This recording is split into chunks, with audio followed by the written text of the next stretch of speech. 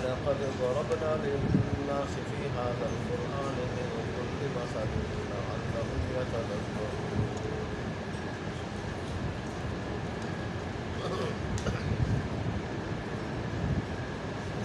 قرآنا عربيا غير ذي عوج لعلهم يتقون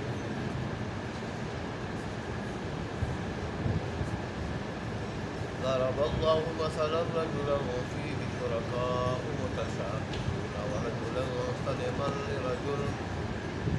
ورجلا سلما لرجل هل يستويان مثلا الحمد لله بل أكثرهم لا يعلمون إنك ميت وإنهم ميتون ثم إنكم يوم القيامة عند ربكم تختصمون صدق الله مولانا العظيم وصدق رسوله النبي الأمي الكريم ونحن على ذلك لمن الشاهدين والشاكرين والحمد لله رب العالمين.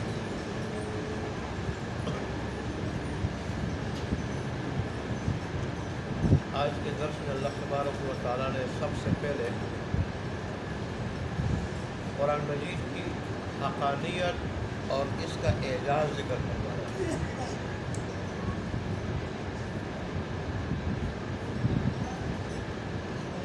کہ قرآن مجید کا مقابل کوئی مختصر سا کلام بھی پیش نہیں کر سکتا. جیسے اللہ تبارک و تعالیٰ نے پہلے چیلنج دیا اس قرآن جیسا بنا لاؤ جن انس مل کے، پھر فرمایا چلو 10 صورتیں بنا لاؤ، پھر اللہ نے فرمایا کہ چلو ایک چھوٹی سی صورت بنا لاؤ، لیکن آج تک کوئی بنا نہیں سکا.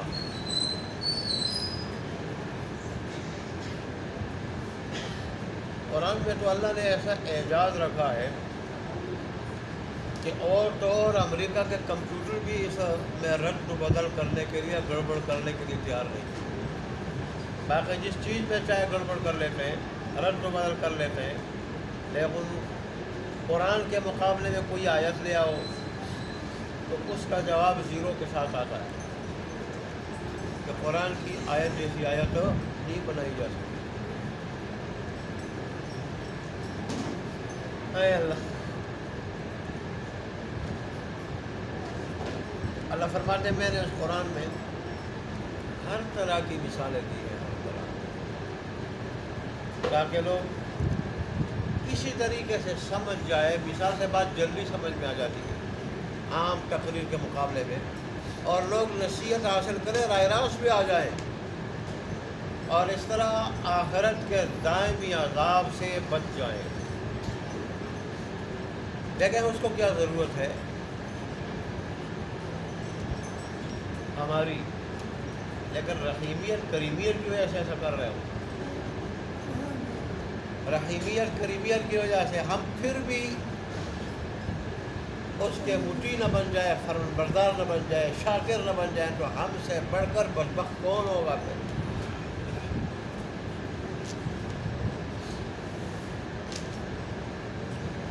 اس جیسے احسانات ہمارے اوپر کسی کے نہیں. اس کی طرف سے جو نعمتیں ہیں وہ خود وہ کہہ رہے ہیں قرآن میں، شکر کا شکر ادا کرنا تم ان کو گن بھی نہیں سکتے، اتنی نعمتیں اس کی. یہ تو اس کی کرم نوازی ہے کہ بندہ رب کی طرف سے سمجھتے ہوئے الحمدللہ کہہ لے تو اللہ کہتا ہے کہ میں یہ سمجھوں گا کہ تو نے شکر ادا کر.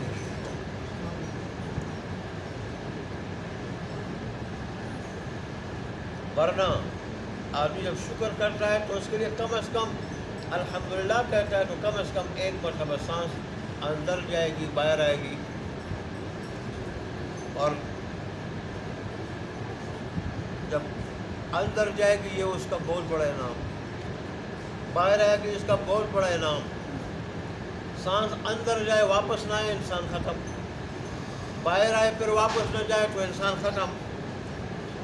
اور انسان کو ختم ہونے سے بچانا اپنی اطاعت جنت بنانے کے لیے، اپنی رضا حاصل کرنے کے لیے زندگی دینا، اور تاکہ اللہ کی نعمت بھی استعمال کرے، یہ اللہ کا بہت بڑا انعام۔ تو پھر انسان کیسے شکر ادا کرے گا؟ اس لیے داؤد علیہ السلام نے یہی اشکال پیش کیا تھا کہ آپ کے احسانات کا بدلہ تو ادا ہی نہیں سکتا، آپ کے احسانات کا شکر تو انسان ادا ہی نہیں کر سکتا۔ تو اللہ تبارک و تعالیٰ نے فرمایا کہ داؤد میرا بندہ جب نعمتوں کو میری طرف سے سمجھتے ہوئے اس پہ الحمدللہ کہے گا، میں سمجھوں گا شکر ادا کر دیا اس نے۔ وہ کوئی دنیائی بندوں کی طرف تھوڑا ہے۔ خود قرآن میں اللہ کہتا ہے کہ اگر میں روزی انسان کے ہاتھ میں دے دوں تو انسان کو بھوکا مار دے۔ انسان کی روزی انسان کے ہاتھ میں دے دوں، انسان کو بھوکا مار دے۔ آپ دیکھیں نا، جن کے پاس جتنے زیادہ پیسہ ہے، جتنا زیادہ، وہ غریب کے چھوٹے لقمے کو نہیں دیکھ سکتے۔ وہ چھوٹا لقمہ غریب کا ان کو بہت بڑا نظر آتا ہے، اور خود یہ نہیں دیکھ رہا ہے کہ میرے پاس کتنا ہے، اور پھر یہ بھی نہیں دیکھ رہا ہے کہ میں نے کہاں سے کمایا، کس طرح کمایا ہے۔ ایسے لوگ اکثریت ان کی، جن کے پاس بے تحاشا ہے، بے تحاشا ویسے نہیں آ سکتا آسانی سے۔ کسی دنیا دار نے مجھے کہا تھا کہ پیسے کے لیے بڑے پاپڑ بیچنے پڑتے ہیں، یہ ویسا نہیں آ سکتا۔ یہ جب تک آدمی نے گڑبڑ نہ کی ہو بڑے درجے کی، اور اس وقت تک یہ نہیں آ سکتا۔ تو خود اپنے آپ کو نہیں دیکھتا، میں کس طریقے سے حرام طریقے سے میں نے کتنا جمع کیا ہے، مجھے یہ نظر نہیں آ رہا، غریب کا لقمہ مجھے نظر آ رہا ہے، اور چاہتا ہے کہ اس غریب کے منہ سے وہ لقمہ چھین لوں۔ لیکن اللہ کہہ رہے میں نے ان کے ہاتھ میں، انسانوں کے ہاتھ میں انسانوں کی روزی نہیں دی تاکہ ایک انسان دوسرے کو بھوکا نہ مار دے، اور کہیں ختم ہونے کے ڈر سے ہاتھ اپنے باندھ نہ دے۔ اللہ پھر اللہ تبارک و تعالیٰ قرآن کی خوبیاں بیان کرتے ہوئے اور اس کا اعجاز بیان کرتے ہوئے فرمایا کہ دیکھو قرآن یہ عربی میں نے نازل کیا ہے، کیونکہ نبی جس پہ نازل ہوا ہے وہ عربی ہے، اولین مخاطبین وہ بھی عرب ہیں، تاکہ وہ پھر یہ نہ کہہ دیں کہ ہم عربی ہیں اور قرآن غیر عربی زبان میں نازل ہوا ہے، میں تو سمجھ نہیں آ رہا کیا کہہ رہی ہے، تاکہ وہ عربی زبان کی فصاحت بلاغت سے جو واقف ہیں وہ دیکھ لیں قرآن کس قدر فصاحت بلاغت، عبارت کی خوبیوں کو فصاحت اور بلاغت کہا جاتا ہے، الفاظ کی خوبیوں کو کس قدر فصاحت اور بلاغت سے بھرا پڑا ہے قرآن مجید، اور پھر اس کے معانی کے اندر کتنی خوبیاں ہیں، کوئی تناقض نہیں ہے، کوئی اختلاف نہیں ہے۔ یہ دیکھ کے قرآن کی خوبیاں دیکھ کے، الفاظ کی، عبارت کی، معانی کی، قرآن پہ ایمان لے آئے۔ اللہ نے فرمایا اس کے اندر کوئی کسی قسم کا کوئی ٹھیڑا پن نہیں، کوئی تضاد نہیں ہے، کوئی اختلال نہیں ہے۔ ہاں کسی کے دماغ میں ہو، عقل ناقص ہو، جیسے بھینگا آدمی، بھینگے آدمی کو ہر چیزیں دو نظر آتی ہے، ہر چیز دو نظر آتی ہے، نہ کہ حقیقت میں دو نہیں ہوتی، چیز ایک ہوتی ہے۔ ایسا کسی کی عقل اگر ناقص ہو، اس کو قرآن میں اگر کوئی کجی نظر آئے گی تو آئے گی، قرآن میں کوئی کجی نہیں، یہ رب العالمین کا کلام، عام بادشاہوں کا کلام، کلاموں کا بادشاہ ہوا کرتا ہے، پھر شہنشاہوں کا شہنشاہ اور خالق، اس کا کلام تو سارے کلاموں کا بادشاہ ہوگا۔ آگے اللہ تبارک و تعالیٰ نے کفر، شرک اور اپنی وحدانیت کی حقیقت ایک مثال سے سمجھائی ہے، کیونکہ مثال سے بات جتنی جلدی سمجھ میں آتی ہے اتنی عام تقریر سے سمجھ میں نہیں آتی۔ تو اللہ تبارک و تعالیٰ نے مثال سے کفر اور شرک کی قباحت اور اپنی وحدانیت، اللہ تبارک و تعالیٰ کی وحدانیت وہ ایک مثال سے سمجھائی ہے۔ وہ کس طرح؟ اللہ تبارک و تعالیٰ دیکھو دو غلام ہیں، ایک کئی آدمیوں کا مشترکہ ہے، اور وہ آدمی بھی آپس میں آپس میں ان کی ضدہ ضدی ہے، ایک دوسرے کے ساتھ لگتی نہیں ہے، پھر بدخلق بھی ہے، جھگڑالو بھی ہے وہ، تو ہر ایک آدمی اس غلام کو کھینچتا ہے، ایک کہتا ہے کہ میری خدمت کر، دوسرا کہتا ہے میری خدمت کر، تیسرا کہتا ہے میری خدمت کر، ایک اپنی طرف کھینچ رہا ہے، دوسرا اپنی طرف کھینچ رہا ہے۔ اس آدمی اور غلام کی حالت اور زندگی اچھی ہے یا وہ غلام؟ اور یہ جو سب کے مشترکہ غلام، اس کو کوئی اپنا غلام نہیں سمجھتا، کیونکہ ہر ایک سمجھتا ہے میرا کہنا تو نہیں ہے نا، میرا کہنا تو نہیں، اس کا بھی ہے، اس کا بھی ہے، اس کا بھی ہے، اور اس طرح ہر ایک اس کی طرف توجہ نہیں دیتا کہ میرا کہنا تو نہیں۔ اس کے مقابلے میں وہ غلام ہے جو ایک آدمی کا غلام ہے، ایک آدمی کا، تو ظاہر ہے جو ایک آدمی کا غلام ہے وہ اس کی طرف پوری توجہ بھی دے گا، اس کو اپنا غلام بھی سمجھے گا، اور یہ بھی دل سے اس کی خدمت کرے گا کہ بھئی یہی ایک میرا آقا اور مالک ہے، اس کی خوشامد حاصل کرو، اس کی خوشامد کرو، اس کی خوشامد کرو، اور خوشامد کرتے ہوئے اس کو راضی رکھ لو، اس کو راضی رکھ لو، اور اس طرح اس کے دل جیت لو۔ تو ظاہر ہے اللہ نے فرمایا کہ ان دونوں غلاموں میں تم خود بتاؤ کس کی حالت اچھی ہے؟ اس کی جو ایک آدمی کا غلام ہے۔ ایسے ہی جو ایک کا غلام ہے، جو اس ایک کا غلام ہے، وہ در در پہ جھکتا نہیں، در در پہ سجدہ نہیں کرتا، در در کے نظر و نیاز نہیں دیتا، در در سے حاجات نہیں مانگتا، در در سے ضرورتیں نہیں مانگتا، ایک در کی عبادت، ایک در کی نظر و نیاز، اور ایک در سے مانگنا، ایک در پہ حاجات پیش کرنا، اسی کو سب کچھ سمجھنا، اسی کو معبود برحق، مشکل کشا، حاجت روا، عبادت کا لائق، اپنا خالق، مالک، رازق، دینے والا، سب کچھ، نفع نقصان کا مالک، تو ظاہر ہے یہ اس آدمی سے بہت بہتر سکون میں ہے، اطمینان میں ہے، جو در در پہ پھرتا۔ اے اللہ، آگے پھر اللہ خبر ہے ساری خوبیاں اللہ کے لیے، ساری خوبیاں اللہ کے لیے ہیں، لیکن اکثر لوگ سمجھتے نہیں۔ اگر لوگ غور فکر سے کام لیں، غور فکر لیں، تو سارے اس بات کی طرف آ جائیں گے کہ ہمارا سب کچھ اللہ ہے، اور ایک اللہ کو سب کچھ کا سمجھنا، اس میں جو عزت ہے، دونوں جہانوں کی کامیابی ہے، اطمینان ہے، سکون ہے، یہ در در پہ پھرنے میں وہ چیز نہیں ہے۔ آگے اللہ تبارک و تعالیٰ نے کافر اور مشرکوں کے ایک طعنے کا جواب دیا ہے۔ رسول اللہ صلی اللہ علیہ وسلم جب بتوں کی مذمت بیان کرتے تھے اور کہتے تھے کہ یہ کچھ نہیں کر سکتے، یہ کچھ نہیں کر سکتے، یہ بے جان مورتیاں ہیں، یہ نفع نقصان کی مالک نہیں ہیں، یہ بے جان مورتیاں، یہ تو بول نہیں سکتی، یہ دیکھ نہیں سکتی، تمہاری ضروریات کیا پوری کرے گی یہ مورتیاں، اور یہ بت تمہاری حاجات کیا پورے کریں گے یہ بت۔ اس سے مشرکین مکہ کو تکلیف ہوتی تھی بڑی سخت، لیکن رسول اللہ صلی اللہ علیہ وسلم اور بعض اللہ کو منع کرتے، ظاہر رسول اللہ صلی اللہ علیہ وسلم اللہ کی طرف سے معمول تھے، وہ باز نہیں آتے تھے، وہ کہتے تھے اللہ کے سوا کوئی کچھ نہیں کر سکتا۔ پھر وہ کیا کہتے تھے کہ چلو یار یہ شخص باز آتا نہیں ہے، اس کی موت کا انتظار کرو، اس کی موت کا انتظار کرو، یہ مرے گا چلا جائے گا دنیا سے، تو اس کی یہ تبلیغ اور اس کا یہ مشن خود بخود ختم ہو جائے گا۔ تو اللہ تبارک و تعالیٰ نے اس کا جواب دیا کہ کیا آپ وفات پا جائیں گے اور یہ ہمیشہ ہمیشہ دنیا میں رہیں گے؟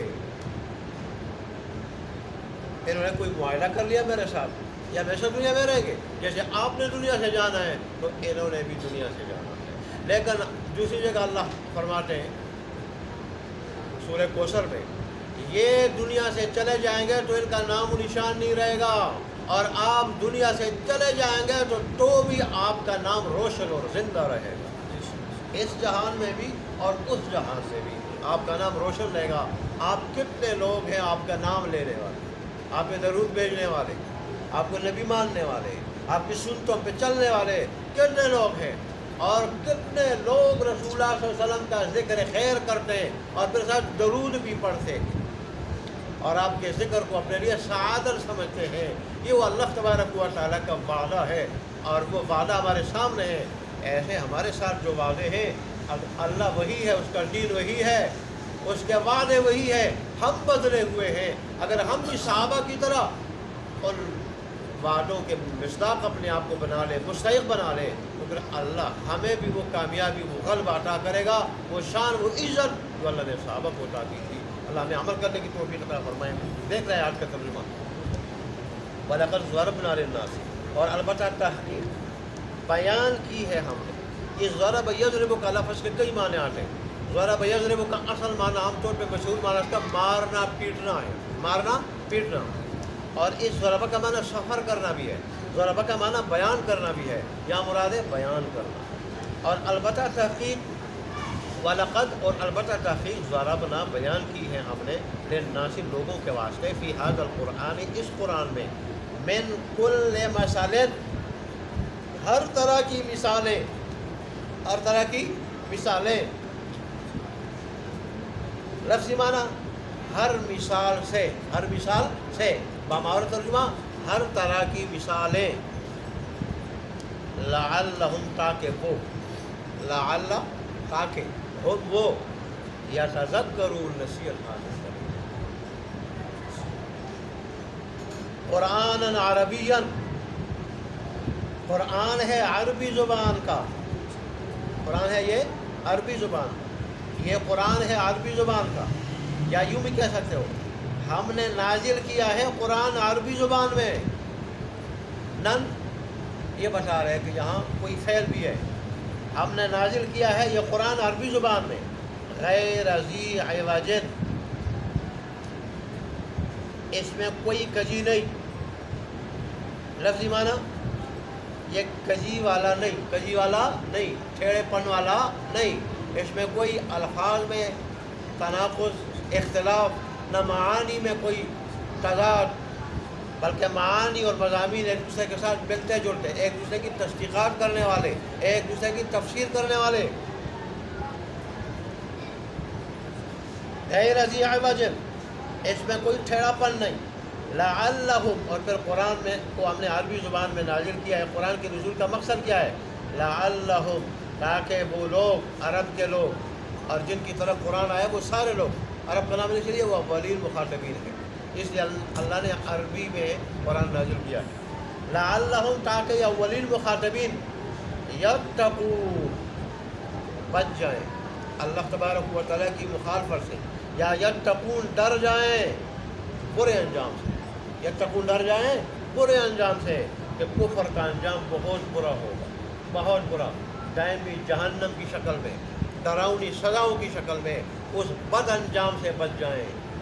اور میں کہتا ہوں اللہ رحیمیت کریمیت کی وجہ سے ایسا کہہ رہا ہے، ورنہ سارے جہنم میں جائیں اللہ کی خدائی میں کوئی نقصان نہیں ہوتا، سارے جنت میں جائیں کوئی اللہ کی خدائی بڑھتی نہیں ہے، وہ تو خوبیوں والا ہے۔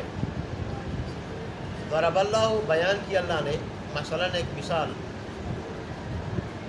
رجلاً، ایسے شخص کی، ایک ایسے آدمی کی، فیہ شرکاء، جس میں کئی آدمی شریک ہیں، فیہ شرکاء، جس میں کئی آدمی شریک ہیں، شریک بھی کیسے؟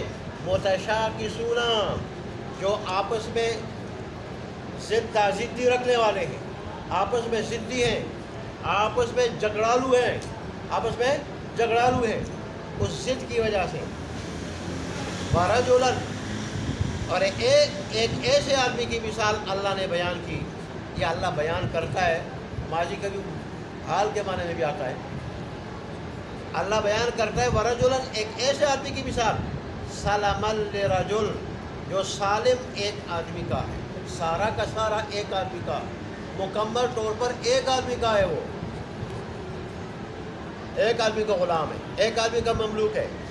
هل یستویان، مسئلہ کیا یہ راحت کے اعتبار سے، عزت کے اعتبار سے، سہولت کے اعتبار سے، سکون کے اعتبار سے، اچھی حالت کے اعتبار سے، کیا یہ دونوں برابر ہیں؟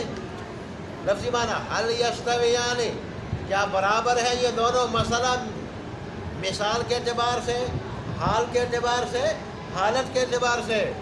الحمدللہ، ساری خوبیاں اللہ کے واسطے، ساری خوبیاں، بل اکثرهم لا یعلمون، بلکہ اکثر ان میں نہیں سمجھتے۔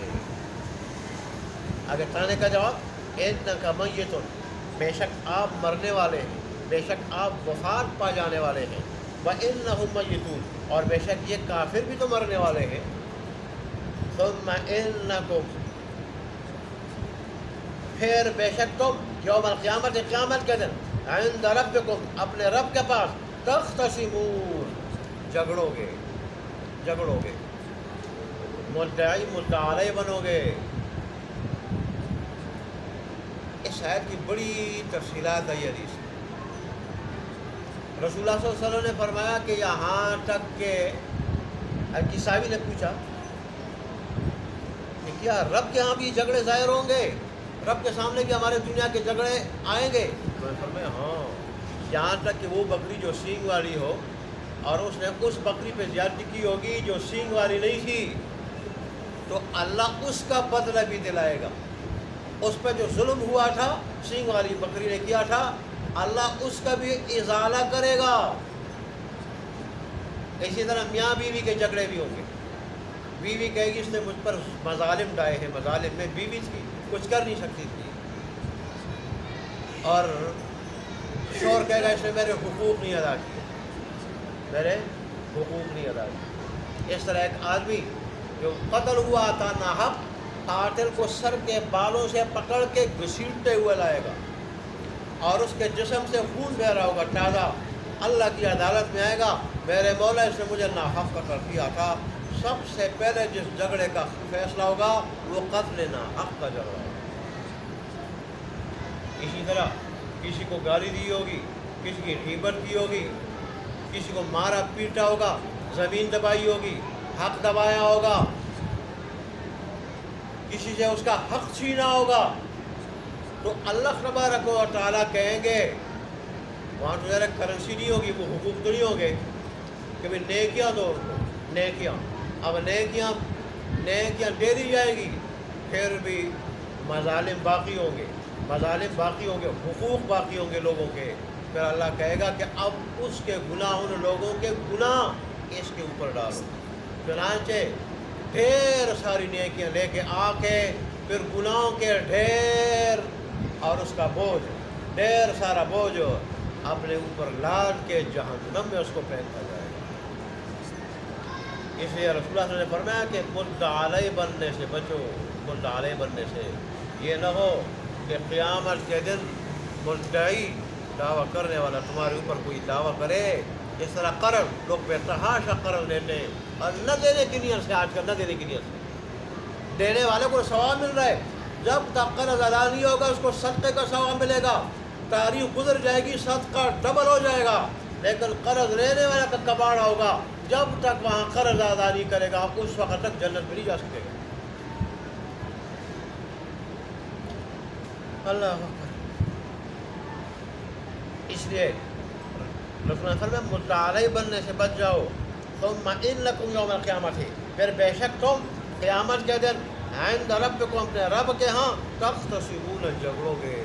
بارے ترجمہ کیا ہے؟ مدعی اور مدعا علیہ بنو گے. اللہ تبارک و تعالیٰ ہمیں اس دن کی رسوائی سے بچائے، دونوں جانوں کی رسوائی سے بچائے، عمل کی توفیق عطا فرمائے. وآخر دعوانا الحمد للہ رب العالمین.